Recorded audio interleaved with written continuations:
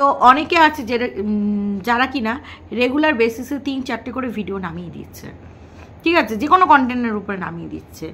কিন্তু আমি আবার মনোপুত কন্টেন্ট না হলে, মানে আমার ভিতর থেকে যদি কিছু বলবার না থাকে, সেই ধরনের আমি কন্টেন্ট কখনোই করি না।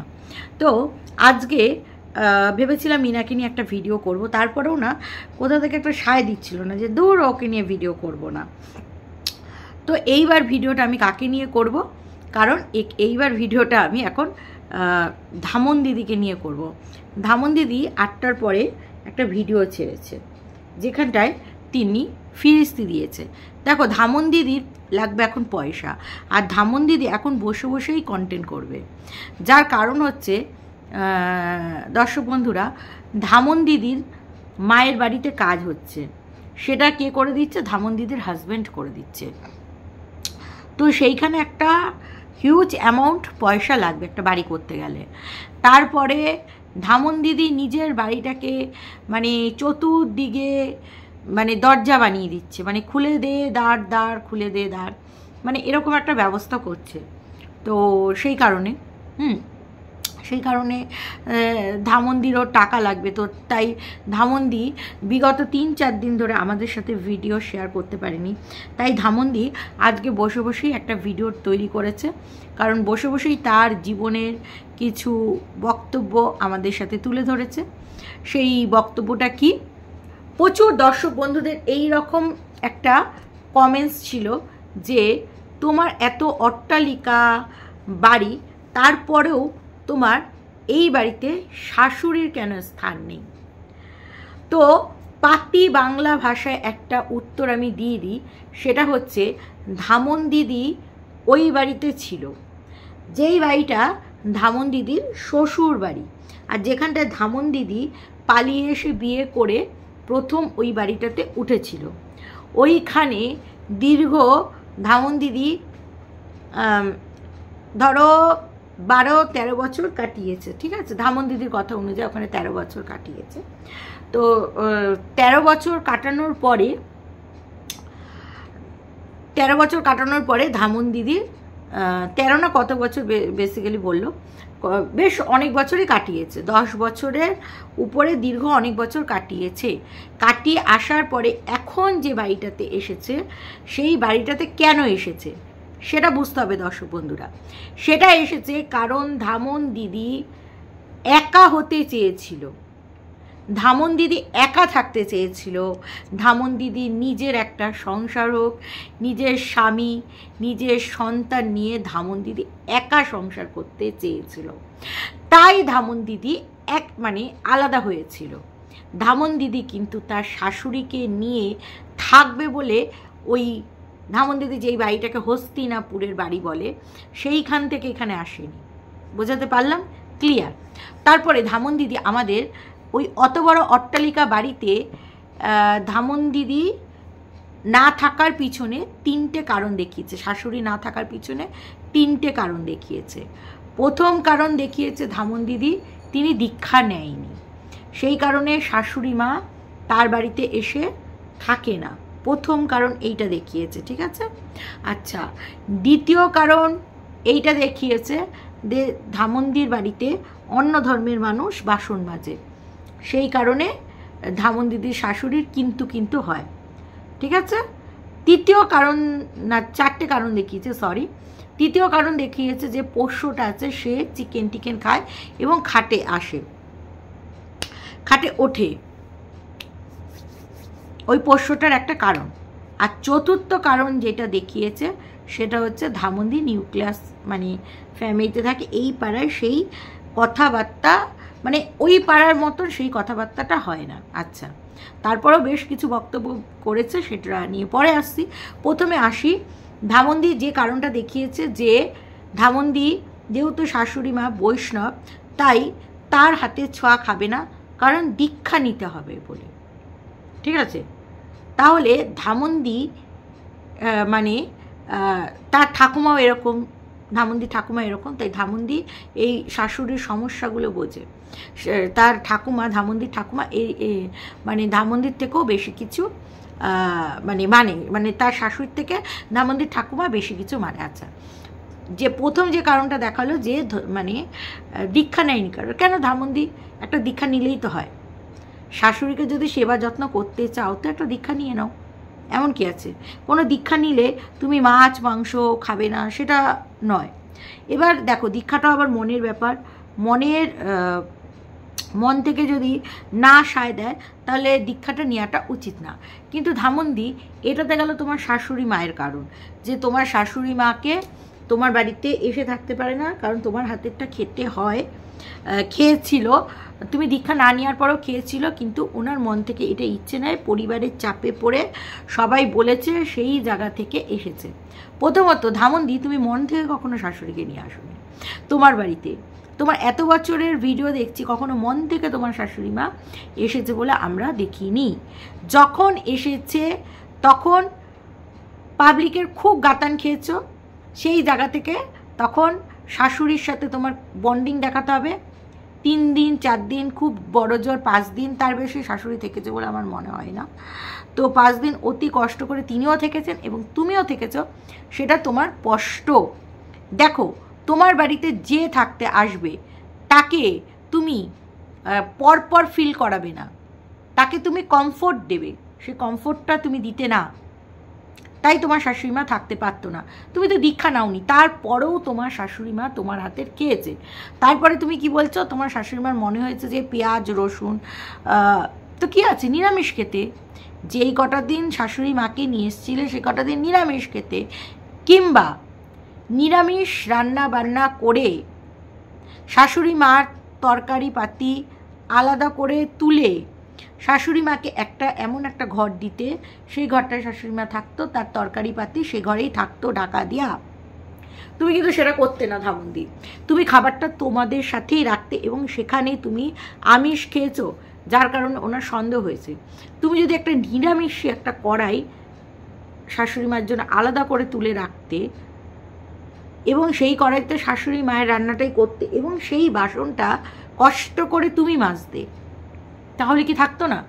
ধরো তোমার গ্যাসটাকে তুমি পুছে নিলে, শাশুড়ি মায়ের রান্নাটা তুমি করে নিলে, করে নেওয়ার পরে ওনার রান্না বান্না ওনারকে তুলে দিলে, ওনার ঘরে মানে যে ঘরটায় তোমার থাকবে সে ঘরটায় তরকারি বাতিটা ঢেকে দিলে, সেই বাসনগুলো তুলে মেজে তুমি আলাদা করে তুলে রাখলে, তারপরে তোমার রান্নাটা করতে, তোমাদের রান্নাটা করতে, তাহলে কি থাকতো না?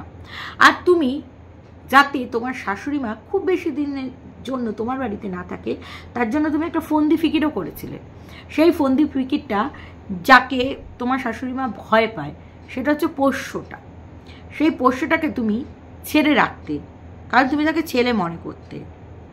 যেখানে তিনি ভয় পাচ্ছেন, তোমার শাশুড়ি মা লিটারেলি ভয় পাচ্ছেন যে একটা কথা বলো, যার 90 ঊর্ধ্বে বয়স, তোমার ওই পোষ্যটার কত ওজন, সে যদি ঝাঁপ দিয়ে আসে, এমনি মানুষে ঠেলা দিলেই বয়স্ক মানুষের তারপরে যদি মানে তেড়ে আসে বাঘের মতন চেহারা ওই পোষ্যটার, কি অবস্থা হয় তুমি নিজেই বলো না। আর তুমি কি বলছো, ওই পোষ্যটা আসলে শাশুড়ি মায়ের গায়ে অক্কা পেয়ে যাবে, তারপরেও কিন্তু তুমি পোষ্যটাকে বেঁধে রাখতে, বাট তারপরেও তোমার মধ্যে একটা কিন্তু ব্যাপার থাকতো, তুমি পছন্দ করতে না। দেখো তুমি পোষ্যটাকে নিয়ে এসছো তোমার ভালো লাগার জন্য, তোমার শাশুড়ি মায়ের কথা কিন্তু তুমি তখন ভাবোনি যে শাশুড়ি মা ভয় পাবে বা কিছু, কারণ তোমার ওই বাড়িতে থাকতেও যে পোষ্যটা ছিল তার মতন তুমি ট্রেনিং দাওনি, কারণ তোমার নিজের বাড়ি বলে, আর তুমি এই বাড়িতে কখনো শাশুড়ি মাকে আনবে না বলে।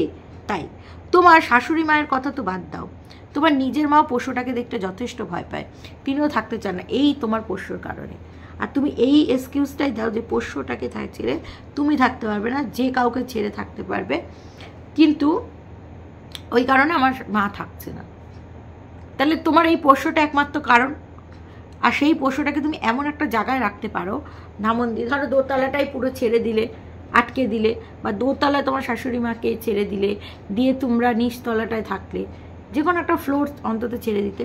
তো বয়স্ক মানুষদের জন্য আমার মনে হয় নিচতলাটা রেখে দেওয়াই ভালো, কারণ সিঁড়িতে ওঠানামা করতে অসুবিধা হবে, তো সেই জায়গা থেকে তুমি কিন্তু তুলে দিতে পারতে।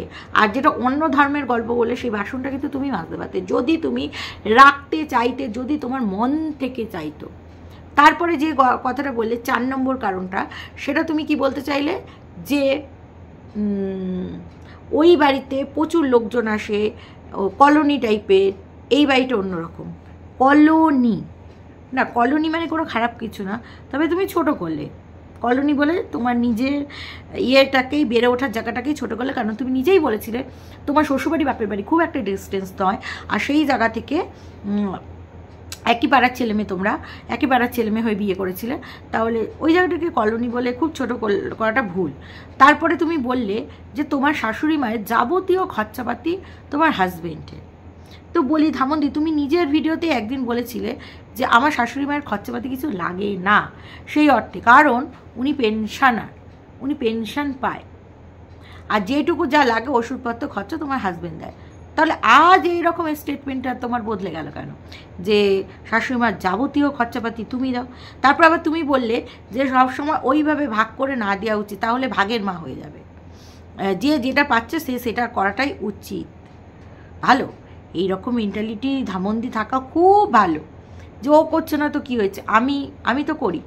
তাই যদি হতো তাহলে তুমি যে কত উদার মনের মানুষ সেইটা বোঝা যেত।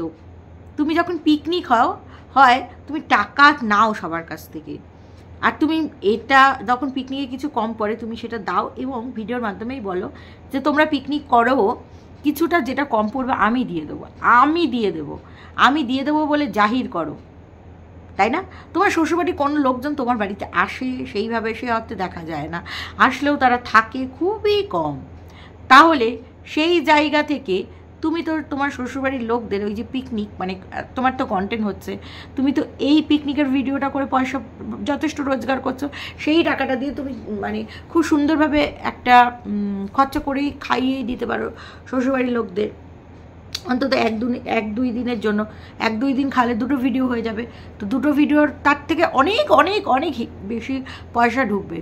কই সেই কাজটা তুমি কখনো করো না, তখন কিন্তু টাকা নাও। তাহলে ভাগের এই কথাটা বলছে কেন? তারপর তুমি বলছো ওই বাড়িটা তোমার হাজব্যান্ডের, কারণ তোমার হাজব্যান্ড আগে মানে কন্ট্রাক্ট নিত, এখন তোমার হাজব্যান্ড গভর্নমেন্ট কন্ট্রাক্টর, আগে কনস্ট্রাকশনের বিজনেস ছিল, তো সেই কারণে ইট বালি সিমেন্টের কোনো অভাব ছিল না। ওই বাড়িটা শ্বশুরবাড়ি ভিটাটার মধ্যে তোমার হাজব্যান্ডেরই পুরো গড়া তোমার বাড়ি, সেই কারণে তুমি একটা ঘর দখল করে রেখেছো ওই বাড়িতেও, তার মানে তুমি ওই বাড়িরও একটা মানে অংশীদারি নেবে, স্বাভাবিক ব্যাপার। তো যাই হোক, তুমি তোমার জায়ের সম্বন্ধে খুবই ভালো কথা বললে, এবং তুমি এই কথাটা বললে যে জায়ের মধ্যে অনেক চেষ্টা করে, অনেক করার আছে, অনেক ধৈর্য আছে, যে ধৈর্যটা তোমার নেই, কারণ তুমি মুখের উপরে না বলতে পারো, আর যা মুখের উপরে না বলতে পারে না লাস্টে রেগে না বলে ফেল। আচ্ছা, এটা তুমি বললে। তারপরে তুমি আবার নিজের ননদকেও ছোট করলে, কীভাবে সেটা বললে যে কখনো শাশুড়িকে দেখেনি সে জ্ঞান দিতে আসে, মানে এইরকমই কিছু একটা বলতে আসছে। হ্যাঁ ধামন্দি, শুধু তোমার জায়ের ক্ষেত্রে, এই তোমার জানা সরি তোমার ননদের ক্ষেত্রে না, এটা আমার ক্ষেত্র ধামন্দি, তোমার সাথে এই বিষয়টা মিলে যাচ্ছে, ঠিক আছে? তো তারপরে যেই কথাটা বললে যে মানে শাশুড়ি কিছু চাইলে এই মুহূর্তে, মানে এই মুহূর্তেই চাই, আর যা তো অনেক খাটাখাটনি করে, সেই জায়গা থেকে বললে যে যা যদি একটু পরে করে শাশুড়ি ভাবে যে আমাকে খুব কম ভালোবাসে, সেই জায়গা থেকে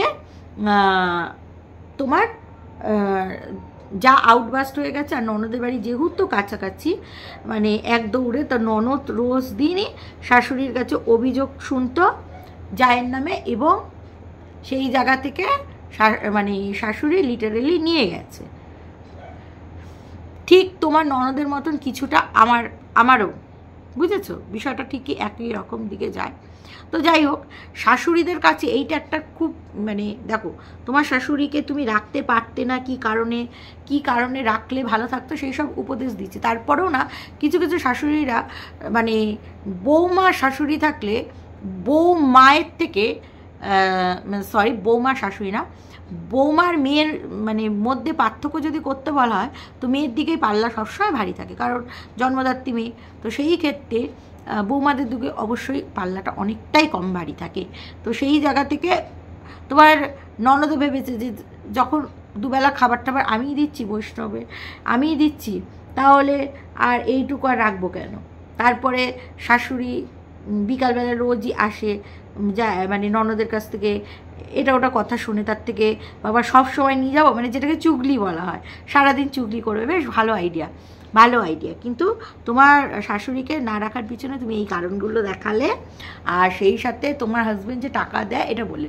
দেখো, একটা ছেলে হয়ে কর্তব্য পালন করবে, এইটা কিন্তু খুব একটা কমন ব্যাপার, ঠিক আছে? আর যেখানে তোমার ইউটিউবে একটা মানে তোমাকে একটা ভালো আর্নিংয়ের জায়গা দিয়েছে এবং তুমি এখান থেকে বহুত মানে অনেক অনেক হিউজ অ্যামাউন্ট রোজগার করো, তো সেই জায়গা থেকে তুমি যদি তোমার মা বা শাশুড়ির জন্য কিছুটা অংশ এখান থেকে দিয়ে দাও, যে টাকাটা তুমি মানে হিউজ অ্যামাউন্ট তো রোজগার করো, ধরো একটা সরকারি চাকরি বা একটা ভালো প্রাইভেট ফার্মের থেকেও তুমি অতটা শিক্ষিত না হয়েও যে টাকাটা ইনকাম করো সেখান থেকে যদি কিছু একটা অংশও যদি দিয়ে দাও, তোমার মাকে আর শাশুড়িকে কম পড়বে না। তো যাই হোক, সেখানেও কিন্তু তুমি হিসাব কিতাব দেখো, সব জায়গায় গিয়ে তুমি তোমার লাভটা দেখো। আচ্ছা ধামন্দি, তুমি না শাশুড়ির ইকুয়েশনটা আমাদের সাথে পরিষ্কার করলে, তুমি বললে সবসময় শাশুড়ি খারাপ সম্পর্ক, এইটা নয়। খারাপ সম্পর্কটা হবে কি করে যেখানে আর্থিক দিক থেকে দুর্বল তোমার শাশুড়ি এবং শ্বশুরবাড়ির পরিবার তোমার হাজব্যান্ডের উপরে অনেকটাই ডিপেন্ড করে, যেরকম ভাসুরের কাজ, যেরকম বাড়ি করা, যেরকম প্রয়োজন পড়লে টাকা দেওয়া, সেই জায়গা থেকে ওরা মুখ ফুটে তোমাদের বিরুদ্ধে কথা বলবে, এটা কখনোই পসিবল না। তবে হ্যাঁ, তোমার তো যা ওটা নিজের যা, আরেকটা যাকে দেখায় সেইটা কীরকম যা আমি জানি না, হয়তো খুঁড়তো তো যাতো এরকম যা হবে যে কিনা সেলাইয়ের কাজ করে, তো সেই যার সাথে তোমার বর্তমানকালে কোনো কথাবার্তা নেই কেন ধামন্দি? তাহলে কি কোনো ঝগড়া হয়েছে? না, তোমার বাড়িতে সেই রকম কিন্তু শাশুড়ির ইকুয়েশন না আমাদের বুঝিয়ে দিলে আমরা বুঝে গেলাম, এবং আমি কি কি হতে পারে না হতে পারে সেগুলোও বলে দিলাম। কিন্তু বাদ বাকি শ্বশুরবাড়ির লোকজনকে সেই পুজো আচ্ছা ছাড়া কিন্তু দেখা যায় না তোমার বাড়িতে। তাহলে কি তুমি কম মিশতে পারো? তাহলে কি তুমি খুব মুখচোরা? তাহলে কি তুমি মুখের উপরে মানুষকে বুঝিয়ে দাও যে অপছন্দ করো? কোনটা? আমরা কোনটা ধরে নেবো? যাই হোক, এই উত্তরের আশায় থাকবো। আগামী দিনে আবার তোমাকে নিয়ে ভিডিও হবে। চলো দর্শক বন্ধুরা, এই ভিডিওটা এখানেই শেষ করছি। তোমার সবাই ভালো থেকো, সুস্থ থেকো, লাভ ইউ অল, টাটা। আর ভিডিওটা কেমন লাগলো অবশ্যই বলতে ভুলো না।